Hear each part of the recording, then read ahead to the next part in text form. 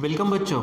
सो आज हमारे पास new heading है इंटरफेरेंस ऑफ लाइट। ठीक है, तो इसके पहले हमने जो वेव ऑप्टिक्स में न्यूटन कॉर्पस्कुलर थ्योरी, उसके merits demerits, Huygens wave theory, उसके मेरिट्स डीमेरिट्स, उसके बाद में हमने देखा ह्यूजेंस वेव थ्योरी के अनुसार रिफ्लेक्शन रिफ्रैक्शन ये चीज़ें पढ़े। फिर पोलराइजेशन पढ़े, पोलराइजेशन बाय टर्मेलिंग क्रिस्टल ये बोलो, या फिर polarization by reflection, polarization by scattering ये भी हम पढ़े। और आज हमारे पास है दी new topic interference of light. सबसे पहले तो बात ये करते हैं, हमारे पास याद करिए, अगर आपको याद आ रहा होगा तो अच्छी बात है। हमने देखा था सबसे पहले सुपरपोजिशन ऑफ वेव्स। ठीक है, तो उसमें मैंने कहा था कि आपके पास में 3 फेनोमेना है। ठीक है, अच्छा स्पेशली अगर हम बात करते हैं हमारे साउंड के संबंध में तो वहाँ पे बीट्स है, दूसरा वहाँ पर भी हमारे पास क्या था, इंटरफेरेंस था। ठीक है, और तीसरा था स्टेशनरी वेव्स। ठीक है, तो जो बीट्स है और स्टेशनरी वेव्स है ये स्पेशली ज़्यादातर हमारे साउंड के लिए होता है, लेकिन जो इंटरफेरेंस है वो साउंड के लिए भी होता है और वो लाइट के लिए भी होता है। तो ये जो इंटरफेरेंस बीट्स है, स्टेशनरी वेव्स है, this concept, this phenomena comes under the heading of superposition of waves। तो सबसे पहले हमको सुपरपोजिशन ऑफ वेव्स पे थोड़ा फोकस करना पड़ेगा। तो याद करिए सुपरपोजिशन ऑफ वेव्स क्या था। तो वहाँ पर हमारे पास में एकदम स्टेटमेंट था। तो यहाँ पर स्टेटमेंट में जैसे हमारे पास में मैं हेडिंग दे देता हूँ यहाँ पर सुपरपोजिशन ऑफ वेव्स। ठीक है, सुपरपोजिशन ऑफ वेव्स। ठीक है, तो मान लीजिए कि किसी एक पॉइंट पर 2 वेव्स आ रही है। ठीक है, 2 वेव्स क्या हो रही है, एक पॉइंट पर आ रही है, और उस समय में मान लीजिए कि पहले वेव का क्रेस्ट आ रहा है, करते करते दूसरी वेव भी आ रही है, वही भी यहाँ पे क्या कर रही है, क्रेस्ट लगा रही है। ठीक है, तो क्रेस्ट लगाने का मतलब पॉइंट को ऊपर खींचना, और पहली क्रेस्ट भी उसको क्या करेंगे, ऊपर खींचेंगे, दूसरी वेव भी ऊपर खींचेंगे, तो ऑटोमेटिक उसका जो एम्पलीट्यूड है, उसका जो मैक्सिमम डिस्प्लेसमेंट है और वो बढ़ जाएगा। ठीक है, अगर मान लीजिए यहाँ पे उल्टा होता है कि यहाँ क्रेस्ट आता है और उधर में ट्रफ आता है, तो उसका जो डिस्प्लेसमेंट है वो कम हो सकता है, मिनिमम हो सकता है। ये जो फेनोमेना था, ये फेनोमेना ही हमारा सुपरपोजिशन ऑफ वेव्स था। यानी क्या होता था वहाँ पे सुपरपोजिशन ऑफ वेव्स में, व्हेन 2 और मोर वेव्स। ठीक है, यानी कम से कम 2 तो चाहिए, लेकिन उससे भी कितनी भी ज़्यादा, व्हेन 2 और मोर वेव्स, ठीक है, travelling through medium arrive at a point simultaneously, each wave produces its own displacement at that point independently, then the resultant displacement at that point is equal to the vector sum of the displacement of individual waves। ये हमारे पास पूरा का पूरा statement था, और actually ये सब हमने लास्ट टाइम में पढ़ा भी है। ठीक है, तो मान लीजिए कि वो उसका स्टेटमेंट हो गया। मान लीजिए कि हमारे पास में y1 y2 y3 dot dot dot yn ऐसे क्या है, डिस्प्लेसमेंट है अलग अलग वेव्स के। सो इनका रिजल्टेंट डिस्प्लेसमेंट क्या हो जाएगा, तो y इज इक्वल टू क्या होगा, y1 plus y2 plus y3 plus dot dot dot yn, ये उनका क्या होगा, वेक्टर सम में लिखते हैं। ठीक है, और यहाँ पर हम देखते हैं, इसको हमने सॉल्व किया था। इसके बाद में जो हमको क्या बोलते हैं कि रिजल्टेंट एम्पलीट्यूड जो मिला था, तो रिजल्टेंट एम्पलीट्यूड मिला था, याद करिए अंडर रूट में, अगर हमने वहाँ पे पूरी थ्योरी सॉल्व की थी, वहाँ पे हमको मिला था a1 square plus a2 square plus twice a1 a2 cos, या तो कॉस 5 बोलो, या फिर आप अल्फ़ा 1 माइनस अल्फ़ा 2 अगर ये बोलेंगे तो भी चल जाएगा। तो ये हमारा क्या था, वहाँ पर रिजल्टेंट एम्पलीट्यूड था। और अल्फ़ा 1 माइनस अल्फ़ा 2 आप इसी को ही फाई कह सकते हो, यानी फेज डिफरेंस। ठीक है, और इस फेज डिफरेंस के बदौलत ही फिर अलग अलग कंसेप्ट है हमारे पास। ठीक है, कि जैसे अगर मान लीजिए कि फेज डिफरेंस 0 है, ठीक है, तो फार्मूला क्या बनता है, R is equal to a1 square plus a2 square. ठीक है, एक्चुअली हमको वो a1 plus a2 whole square मिलता है, जो फाइनली आता है a1 प्लस a2। अगर दोनों के दोनों सेम है, मान लो दोनों के दोनों a है, तो आंसर मिलता हमको ट्वाइस है, ये हमने देखा था। अगर वो फेज डिफरेंस अगर मान लीजिए कि 180 का है, आउट ऑफ फेज है, सो हमें यही आंसर मिलता 0। फिर इसके ऊपर डिपेंड करता कि मतलब वे वहाँ पर किस तरह से आती है, फेज में आती है कि आउट ऑफ फेज में आती है, वो हमने देखा था। ठीक है, तो हमको ये ध्यान में रखना है। फिर उसी समय में हमने देखा था जो इंटेंसिटी होती है, या तो अपन जनरल बोलो इंटेंसिटी ऑफ लाइट, वहाँ पे इंटेंसिटी ऑफ साउंड कहा था, यहाँ पे intensity of light it is directly proportional to the square of the amplitude, ठीक है, स्क्वायर ऑफ द एम्पलीट्यूड। ध्यान दो इंटेंसिटी, मैं यहाँ पे लिख देता हूँ लगे तो, intensity of light, intensity of light, light की इंटेंसिटी आई प्रोपोर्शनल टू क्या है, ए स्क्वायर। यहाँ पे हमने ये चीज़ देखी थी। अब ए क्या है, एम्पलीट्यूड, ठीक है। अब एम्पलीट्यूड की बात करते हैं कि जितना ज़्यादा एम्पलीट्यूड होगा स्क्वायर मैनर में उतनी ज़्यादा क्या होगी, इंटेंसिटी होगी। मतलब अगर मान लीजिए कि वेव्स अगर हमारी फेज में आती है, एम्पलीट्यूड ज़्यादा होता है, मतलब वहाँ पर इंटेंसिटी क्या होगी, ज़्यादा होगी। इंटेंसिटी ज़्यादा होगी तो लाइट के मामले में इंटेंसिटी ज़्यादा होना यानी एकदम ब्राइटनेस, यानी ब्राइट पॉइंट्स बोल सकते हैं आप, ठीक है। वही अगर साउंड के बारे में तो एकदम ज़्यादा सुनाई देगा, वो उसकी इंटेंसिटी हो गई, ठीक है। वही अगर आउट ऑफ फेज अगर आ गया तो वहाँ पे एम्पलीट्यूड क्या हो जाएगा, मिनिमम। एम्पलीट्यूड जैसे मिनिमम हो जाएगा तो इंटेंसिटी भी मिनिमम होगी। मतलब जैसे कि आप देख रहे हैं इस रूम में लाइट थोड़ा ज़्यादा ही ज़्यादा इंटेंसिटी वाला, ज़्यादा चमकदार है। धीरे धीरे अगर मान लीजिए कि मैंने थोड़े से डल लाइटिंग किया यहाँ पर, तो यहाँ पे थोड़ा धीरे धीरे क्या हो जाएगा, मैंने इंटेंसिटी कम करते गया तो एक समय ऐसा आएगा कि कुछ देर बाद आप शायद मुझे देख ही ना पाए क्योंकि लाइट नहीं रहेगा, ठीक है। यानी एम्पलीट्यूड पे डिपेंड करता है इंटेंसिटी ज़्यादा यानी चीज़ें हमको थोड़ी चमकदार ब्राइट नज़र आएंगे, इंटेंसिटी कम यानी चीज़ें हमको थोड़ी डार्किश नज़र आएंगे, शैडो टाइप नज़र आएगा, ठीक है। तो ये सब हम चीज़ें वहाँ पर पढ़े थे, ठीक है। ये आप थोड़ा ध्यान में रखो। फिर उसके बाद में आते हैं हमारे इंटरफेरेंस ऑफ लाइट पर, ठीक है। इंटरफेरेंस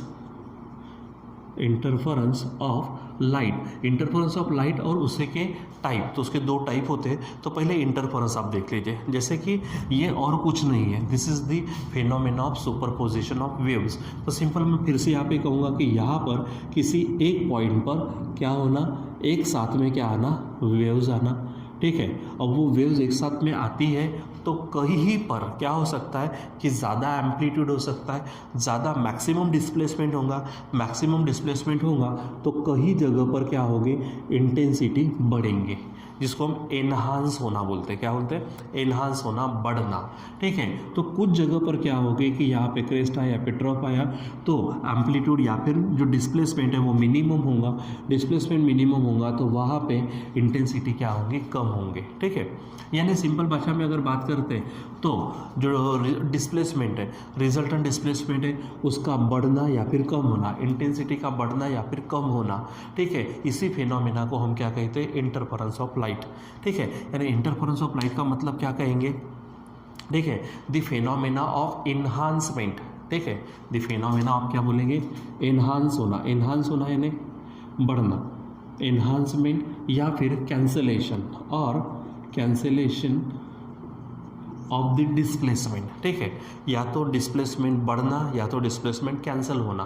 बढ़ेगा कब, जब वो क्या आएगा, फेज में आएगा। कैंसिल कब होगा, जब वो आउट ऑफ फेज आएगा, जो हमने हमारे सुपरपोजिशन ऑफ वेव्स के फिनोमेना में देखा था, ठीक है। द एनहांसमेंट और कैंसलेशन ऑफ द डिस्प्लेसमेंट, लेकिन किसके कारण, due to the superposition of light waves is called as interference of light, ठीक है। यानी क्या होगा, जैसे 2 मिनट के लिए मैं बताऊँ, कई जगह पे क्या होगा कि हमको ब्राइट पॉइंट नज़र आएंगे, कई जगह पे हमको क्या होता है कि डार्क पॉइंट नज़र आते हैं, ठीक है। जैसे मैं आपको वो इंटरफेरेंस पैटर्न क्या होता है वो भी मैं आपको बताने वाला हूँ जब हम उसको पढ़ेंगे तो, ठीक है। यानी आप जैसे कभी कभी आप इसमें देखते हो, मोबाइल में रिजोल्यूशन चेक करते हो, ठीक है, तो वहाँ पर भी हमको थोड़ा सा दिखता है, लेकिन वो चीज़ नहीं है। वो इंटरफेरेंस में क्या होता है कि हमको बैंड्स नज़र आते हैं। जैसे एग्जांपल बता रहा हूँ कि यहाँ पे ये इस तरह से आपको क्या नज़र आएंगे, बैंड्स नज़र आएंगे, ठीक है। तो मैं एक को क्या कर देता हूँ, डार्क बना रहा हूँ, ठीक है, यहाँ पर, ठीक है, ये मैं डार्क बनाता हूँ, मतलब यहाँ पे लाइट नहीं है। अब आप इसके बीच में देखो, ये हमको ब्राइटनेस नज़र आना, फिर डार्क, फिर ब्राइट, फिर डार्क, फिर ब्राइट, फिर डार्क। तो इस तरह से हमको क्या होता है कि वहाँ पे बैंड्स नज़र आते हैं, ठीक है। जैसे ये है तो ये हमारा क्या है, ये हमारे ब्राइट बैंड है, ठीक है। और ये अगर आप देखेंगे तो ये हमारे क्या है, डार्क बैंड है। तो ऐसे बैंड्स नज़र आते हैं, ठीक है। अब ये कलर में भी होते हैं, मैं बताऊंगा आपको, ठीक है। तो क्या हो रहा कि जहाँ पर ब्राइट है मतलब वहाँ पे डिस्प्लेसमेंट ज़्यादा, एम्पलीट्यूड ज़्यादा, इंटेंसिटी ज़्यादा, यानी ब्राइट पॉइंट मिलेंगे। जहाँ पर आपको डार्क नज़र आ रहा मतलब वहाँ पे डिस्प्लेसमेंट कम, मतलब एम्पलीट्यूड कम, मतलब इंटेंसिटी कम। तो जहाँ पर मतलब सिंपल भाषा में कहेंगे ब्राइटेस्ट पॉइंट और डार्केस्ट पॉइंट एक अल्टरनेटली मिलना, यानी हमको क्या बोलेंगे हम, इंटरफेरेंस पैटर्न मिलना। ठीक है, तो क्या कहेंगे हम, इंटरफेरेंस ऑफ लाइट का मतलब क्या है, द एनहांसमेंट और cancellation of the displacement due to the superposition of waves, it is called as interference of light. ठीक है, फिर इस इंटरफेरेंस ऑफ लाइट के दो टाइप है हमारे पास, एक है कंस्ट्रक्टिव इंटरफेरेंस, ठीक है, कंस्ट्रक्टिव इंटरफेरेंस, ठीक है, और दूसरा है डिस्ट्रक्टिव इंटरफेरेंस। ठीक है, कंस्ट्रक्टिव इंटरफेरेंस और दूसरा डिस्ट्रक्टिव इंटरफेरेंस। सिंपल है कि कंस्ट्रक्टिव इंटरफेरेंस जहाँ पर हमको क्या मिलेगा, जहाँ पर हमें क्या मिलेगा, ब्राइटेस्ट पॉइंट मिलेंगे। ठीक है, तो वो कब मिलेगा, तो सिंपल ध्यान में रखना कि यहाँ पर क्या होता है, तो कंस्ट्रक्टिव के लिए यहाँ मैं हेडिंग डाल देता हूँ, कंस्ट्रक्टिव इंटरफेरेंस, कंस्ट्रक्टिव इंटरफेरेंस। तो कंस्ट्रक्टिव इंटरफेरेंस के लिए आपको ध्यान में क्या रखना है, यहाँ पर जो वेव्स आएंगी, वेव्स होंगी हमारी फेज में। ठीक है, ठीक, सेम फेज बोल सकते हैं। फेज कैसा रहेगा, सेम, यानी क्या बोलेंगे हम कि when two waves, two light waves, ठीक है, arrive at a point in the phase या फिर in the same phase. In the same phase का मतलब क्या है कि क्रेस्ट के साथ क्रेस्ट या फिर ट्रफ के साथ ट्रफ आना। ठीक है, उसको बोलेंगे सेम फेज। तो जाके क्या होगा, मैक्सिमम डिस्प्लेसमेंट मिलेगा, मैक्सिमम डिस्प्लेसमेंट के कारण मैक्सिमम इंटेंसिटी मिलेंगी, और जो पॉइंट मिलेंगे वो पॉइंट होंगे हमारे ब्राइट पॉइंट। ठीक है, वहाँ पे क्या मिलेगा, ब्राइट पॉइंट्स मिलेंगे। ठीक है, ब्राइट पॉइंट मिलने का मतलब वहाँ पे कंस्ट्रक्शन हुआ लाइट का एक तरह से, इसलिए कंस्ट्रक्टिव इंटरफेरेंस। ठीक है, उसके बाद में यहाँ पे जो आपको ध्यान में रखना है, तो वो चीज़ आप ध्यान में रखेंगे, जो फेज डिफरेंस होता है, क्या बोलेंगे हम, फेज डिफरेंस, तो वो इंटीग्रल मल्टीपल होता है। ठीक है, 2 पाई n बोल सकते हैं आप। ठीक है, इंटीग्रल मल्टीपल ऑफ 2 पाई। ठीक है, फेज डिफरेंस वेयर n की वैल्यू 0, 1, 2, 3 डॉट डॉट डॉट, यानी जो फेज डिफरेंस आता है, फेज डिफरेंस क्या होगा, या तो जीरो होगा, अगर 1 रखेंगे तो 2 पाई, 2 रखेंगे n की वैल्यू तो 4 पाई, 3 रखेंगे तो 6 पाई, यानी इस तरह से आपको क्या मिलेगा, फेज मिलते जाएगा, फेज डिफरेंस मिलते जाएगा। ठीक है, यही अगर हम बात करते हैं, 3-4 पॉइंट ध्यान में रखना, अगर मैं पाथ डिफरेंस की बात करूँ, किसकी बात करूँ, पाथ डिफरेंस, तो पाथ डिफरेंस होता है इंटीग्रल मल्टीपल ऑफ वेवलेंथ, ये लैम्डा n है वेवलेंथ, और n की वैल्यू वही है 0, 1, 2, 3 इस तरह से। ठीक है, अच्छा, मैंने लास्ट टाइम में आपको क्या कहा था, पाथ डिफरेंस और फेज डिफरेंस का भी फार्मूला लिख के दिया था। तो ठीक है, तो phase difference theta is equal to, ठीक है, 2 पाई x अपन लैम्डा, याद होगा आपको, तो बराबर चेक करना, उसी से हम एक दूसरे को इंटरकनेक्ट कर सकते हैं। तो क्या होता है कि कंस्ट्रक्टिव इंटरफेरेंस में आपको 3-4 पॉइंट ध्यान में रखना, the arriving waves they are in the same phase। ठीक है, we get the brightest point। ठीक है, the phase difference is integral multiple of 2 pi, integral multiple of 2 pi, where n is equal to 0, 1, 2, 3, 4। ठीक है, and path difference is integral multiple of wavelength, n is equal to 0, 1, 2, 3, 4। ठीक है, ये ध्यान में रखना। उसके बाद में अगर हम बात करते हैं डिस्ट्रक्टिव इंटरफेरेंस, ठीक है, हम बात करते हैं डिस्ट्रक्टिव इंटरफेरेंस के। ठीक है, तो डिस्ट्रक्टिव इंटरफेरेंस में क्या होता है, जो फेज होता है आउट ऑफ फेज होता है। ठीक है, यानी सिंपल यहाँ पे लिखूंगा मैं, वेव्स कैसी होती है, out of phase, out of phase. दूसरा पॉइंट ध्यान में रखेंगे, अब आउट ऑफ फेज का मतलब क्या है, ठीक है, कि एक अगर क्रेस्ट आती है तो दूसरे का ट्रफ आएगा। ठीक है, एक का अगर मान लीजिए कि ट्रफ आता है, ठीक है, पहले का क्या बोलेंगे, ट्रफ होगा, तो दूसरे का क्या आएगा, ठीक है, क्रेस्ट आएगा। तो इस तरह से, तो वहाँ पे क्या होगा, कैंसलेशन होता है। ठीक है, अगर कैंसलेशन हो गया, डिस्प्लेसमेंट नहीं मिलेगा, तो हमको इंटेंसिटी नहीं मिलेगी। इंटेंसिटी अगर नहीं मिलती है तो जो पॉइंट है वो हमको क्या मिलते हैं, डार्क पॉइंट, यानी एक तरह से आप शैडो कैसे बोल सकते हैं, वो जैसे यहाँ से मैंने लाइट को बंद कर दिया तो पूरा अंधेरा अंधेरा हो जाएगा, यानी डार्क हो जाएगा, वही लाइट है तो ब्राइटनेस है। ठीक है, तीसरा अगर हम बात करते हैं फेज डिफरेंस की, ठीक है, ये पॉइंट ध्यान में रखना, फेज डिफरेंस। तो जो फेज डिफरेंस होते हैं वो होते हैं ऑड इंटीग्रल मल्टीपल ऑफ पाई। यहाँ पे क्या करना है, इंटीग्रल मल्टीपल ऑफ 2 पाई, यहाँ पर क्या होंगे ऑड इंटीग्रल मल्टीपल ऑफ पाई। तो ऑड के लिए आप लेंगे 2n-1 इंटू पाई, ये ध्यान में रखना, ठीक है। और जो n की बात है तो n इज इक्वल टू 1 2 3 इस तरह से ले सकते हैं। जैसे कि अगर आपने 1 रख दिया यहाँ पर, n की वैल्यू 1 रखी तो 2 1 जा 2, 2 में से 1 गया तो 1 इंटू पाई क्या होगा पाई। अगर आपने 2 रखा तो 2 2 जा क्या होगा 4, 4 माइनस 1 3 पाई होगा। उसके बाद अगर 3 रखा तो 3 2 जा 6 माइनस 1 5 पाई होगा। यानी यहाँ पे आपको पाई मिल रहे, लेकिन 1 पाई 3 पाई 5 पाई इस तरह से। इसलिए मैंने क्या कहा कि ऑड इंटीग्रल मल्टीपल ऑफ पाई। यहाँ पर आप लगते जाएंगे ना, तो 0 रखा तो 0, 1 रखा तो 2 पाई, 2 रखा तो 4 पाई, उसके बाद में 3 रखा तो 6 पाई, इस तरह से मिलते जाएंगे, ठीक है। इंटीग्रल मल्टीपल ऑफ 2 पाई, ठीक है। और यहाँ पर क्या मिलेंगे ऑड इंटीग्रल मल्टीपल ऑफ पाई। उसके बाद अगर मैं बात करता हूँ पाथ डिफरेंस की, उसके बाद क्या करते हैं बात पाथ डिफरेंस, ठीक है। तो पाथ डिफरेंस भी होता है हमारे पास 2n-1 λ/2 और n की वैल्यू वहीं से लेंगे हम, कौन से 1 2 3। अब इसको क्या बोलेंगे यहाँ पे पढ़ते समय odd integral multiple of half of wavelength. Path difference क्या होता है, the path difference between the interfering waves, यानी जो वेव्स क्या बना रही है इंटरफेरेंस उसको, ठीक है। The path difference between the interfering waves is क्या बोलेंगे odd integral multiple of half of wavelength. क्या बोलेंगे odd integral multiple of half of wavelength. अगर ये अब 1 रखेंगे तो 1 2 जा 2, 2 माइनस 1 1 और 1 इंटू λ/2 यानी यहाँ पर हाफ वेवलेंथ। अगर 2 रखेंगे 2 2 जा 4, 4 माइनस 1 3 होगा, 3 λ/2, फिर उसके बाद 5 λ/2 ऐसा आएगा। यानी यहाँ पे 1 है 3 है 5 है, ये ऑड इंटीग्रल मल्टीपल है, लेकिन किसके λ/2 मतलब हाफ ऑफ वेवलेंथ। तो ये चीज़ें आपको डिस्ट्रक्टिव इंटरफेरेंस के लिए ध्यान में रखनी है, ठीक है। तो चलो कौन सी चीज़ें सबसे पहले ध्यान में रखेंगे, सुपरपोजिशन ऑफ वेव्स, वो स्टेटमेंट वो हमने ऑलरेडी पढ़ा हुआ है पहले। उसके बाद में ये उसका यानी resultant displacement is equal to सबकी वेक्टर सम करते हैं हम। यहाँ पे रिजल्ट एंड एम्पलीट्यूड का फार्मूला अंडर रूट में क्या होता है a1² + a2² + twice a1 a2 cos phi बोलो या फिर α1 - α2 बोलो।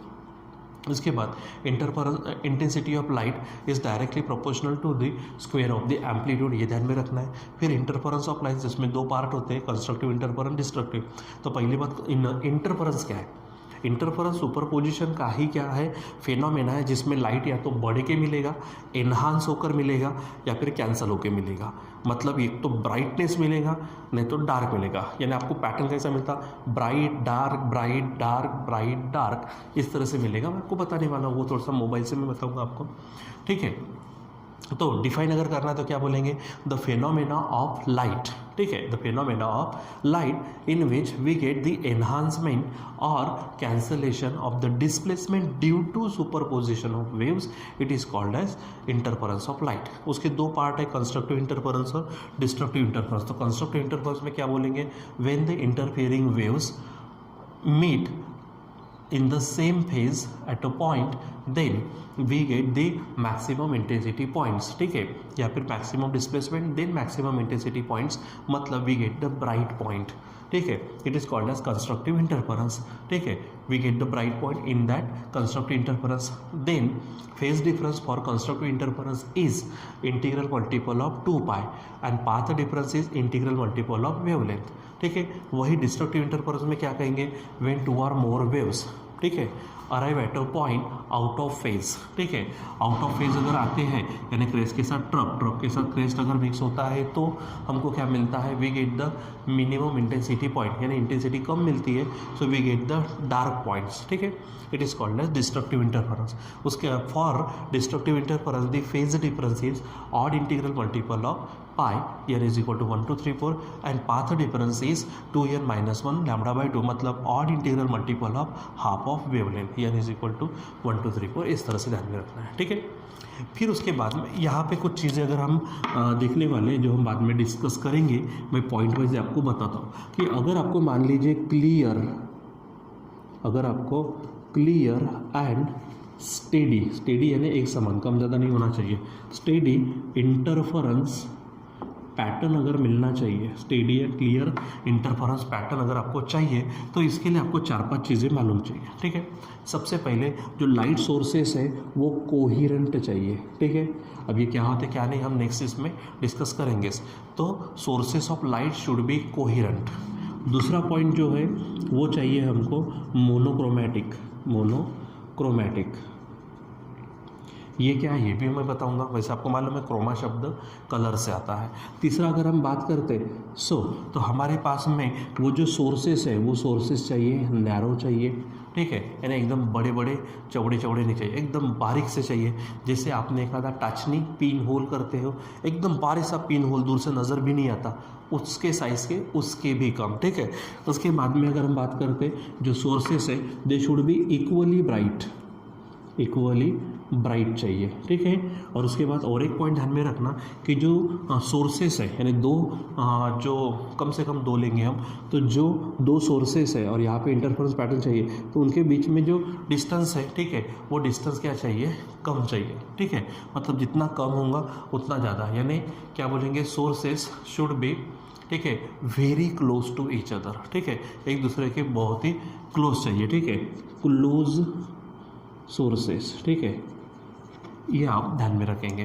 तो यहाँ पर हम इनको क्या करने वाले, हम इसको एक्सप्लेन भी करेंगे। जैसे मैं हल्का फुल्का बता देता हूँ आपको, आप पढ़ेंगे तो और भी ध्यान में आ जाएगा। कोहेरेंट सोर्सेज का मतलब क्या है, ऐसे सोर्सेज जिसमें से निकलने वाली वेव्स क्या होती है, हमारी सेम फेज में होती है। जैसे अगर मान लीजिए कि ये एक सोर्स है, ये दूसरा सोर्स है, यहाँ से जो वेव निकलेंगी तो वेव कैसे निकलनी चाहिए, एग्जैक्टली सेम फेज में। जैसे यहाँ से अगर क्रेस्ट अगर निकल रही तो वैसे ही क्रेस्ट वगैरह यहाँ से निकलना चाहिए, ठीक है। तो एग्जैक्टली सेम फेज में अगर वेव्स निकलती है तो ऐसे सोर्सेस को हम क्या कहते हैं, कोहेरेंट सोर्सेस कहते हैं। तो जब तक कोहेरेंट सोर्सेस नहीं होते, क्लियर और स्टेडी इंटरफेरेंस पैटर्न नहीं मिलता। दूसरा जो है मोनोक्रोमैटिक, आपको ये तो मालूम है मोनो का मतलब क्या होता है, वन होता है। और जैसे हाइड्रो शब्द लगता है वाटर से, थर्मा शब्द लगता है, थर्मल शब्द लगता है हमारे हीट से, ठीक है, ऑप्टिक लाइट से होता है। उसी प्रकार क्रोमा ये शब्द जो है, तो क्रोमा शब्द लगता कलर से, और कलर से शब्द जो लगता वो है वेवलेंथ, ठीक है। अब मोनो यानी एक ही वेवलेंथ वाला। जो लाइट आप यूज़ करेंगे तो वो लाइट एक ही कलर का चाहिए, एक ही वेवलेंथ का चाहिए। अगर आपने यहाँ पे दोनों जगह पे रेड लाइट लिया तो ओके, लेकिन यहाँ रेड लेंगे और यहाँ येलो लेंगे तो नॉट पॉसिबल, आपको मिल ही नहीं सकता। जो आपका पैटर्न है वो पैटर्न क्या मिलेगा, डिफ्यूज्ड मिलेगा, धुंधला धुंधला सा मिलेगा, अच्छा नहीं मिलेगा। यानी आपका जो लाइट है that should be having the single colour या फिर सिंगल वेवलेंथ, ठीक है। फिर सोर्सेस नैरो चाहिए। जैसे अगर मैंने कहा कि बहुत एकदम पिन होल जैसा चाहिए, अगर मान लीजिए कि थोड़ा सा अगर बड़ा सोर्स अगर है तो इसमें कई सारे सोर्सेस है, ऐसा समझ के चलेंगे। जैसे कि ह्यूजेंस का प्रिंसिपल कहता है कि छोटे से पार्ट पे भी बहुत सारे जो पॉइंट्स है वो पॉइंट खुद के जैसा, यानी खुद किसके जैसा काम करते हैं, सेकेंडरी वेव्स के जैसा, ठीक है। यानी बहुत सारे सोर्स रहेंगे, इसलिए एकदम क्या चाहिए, एकदम बारीक चाहिए, पिन होल के जैसे, ठीक है। वो इक्वली ब्राइट चाहिए। इक्वली ब्राइट ये जो शब्द जुड़ता है ये हमारे एम्पलीट्यूड से जुड़ता है। मतलब जो दो सोर्सेस आप यूज़ करने वाले हो, दोनों के दोनों सोर्सेस क्या चाहिए, इक्वली ब्राइट। मतलब वहाँ से निकलने वाली जो वेव्स है उनका एम्पलीट्यूड या तो मैचेबल चाहिए एग्जैक्टली, या फिर थोड़ा सा हल्का डिफरेंस चल जाएगा, लेकिन ज़्यादातर वो इक्वल चाहिए। क्योंकि अगर ऐसा नहीं होगा तो क्या होगा, कई जगह पे हमको ब्राइट पॉइंट मिलेंगे तो कई जगह पे ब्राइट पॉइंट मिलेंगे लेकिन लेस ब्राइट पॉइंट, ठीक है। हमको क्या चाहिए, एकदम कंप्लीटली, जैसे मेरा ये हाथ देखो तो ये ब्राइट है, अगर मैं इधर से अगर ऐसा बताऊँ तो ये क्या है, डार्क है, ठीक है। फिर क्या मिलना चाहिए, फिर यानी ये आ गया पहले ब्राइट फिर डार्क, ठीक है, फिर क्या होगा, ब्राइट फिर डार्क आएगा, इस तरह से मिलना चाहिए। लेकिन कभी कभी धुंधला सा मिलता हमको, यानी ब्राइट पॉइंट मिलता, उसके बाद डार्क मिलना चाहिए ना, डार्क नहीं मिलता, हल्का सा ब्राइट मिलता, फिर ब्राइट मिलता, फिर हल्का ब्राइट मिलता, यानी आप पता ही नहीं कर पाते, अलग अलग बैंड्स नज़र नहीं आते, पट्टे नज़र नहीं आते, ठीक है। तो वो आपको ध्यान में रखना है, उसके लिए वो इक्वली ब्राइट चाहिए, ठीक है। उसके बाद जो सोर्सेस है they should be very close to each other, ठीक है, एक दूसरे के बहुत ही नज़दीक चाहिए। जैसे मैंने ये यहाँ पर इतने बताया नहीं, ये सोर्स इतने दूर नहीं रहते, उनके बीच की दूरी इतनी कम है कि वो मिलीमीटर के रेंज की रहती है। अब मिलीमीटर यानी एक सोर्स अगर यहाँ है, एग्जांपल मैं क्लियर करता हूँ, यहाँ पर एक सोर्स अगर यहाँ है तो दूसरा सोर्स एकदम यहाँ चाहिए। अगर आप दूर से देखेंगे तो आपको ऐसा लग रहा होगा सर हमें तो गैप ही नज़र नहीं आई, देखो मुझे भी नज़र नहीं आई, लेकिन आप जैसे जैसे इसके नज़दीक आएंगे तो आपको गैप भी नज़र आएंगे, ठीक है। तो ये चाहिए, ये 4-5 पॉइंट अगर क्लियर होते हैं तो जाके we get the clear and steady interference pattern, well defined interference pattern हमको मिलता है, ठीक है। सो ये चीज़ें हैं अपने पास, सुपरपोजिशन, ये इंटेंसिटी, इंटरफेरेंस, उसके टाइप, उसमें कुछ कुछ चीज़ें हैं ये सब, और ये पॉइंट जो लगने वाले, ये सब चीज़ें आपको घर में किताब से भी पढ़ो और मैं आपको नोट्स भेजूंगा, आप उसमें से भी पढ़ो, ठीक है बच्चों। सो आज के लिए बस इतना ही, बाकी का कंटिन्यू करेंगे हम बाद में। Till then bye.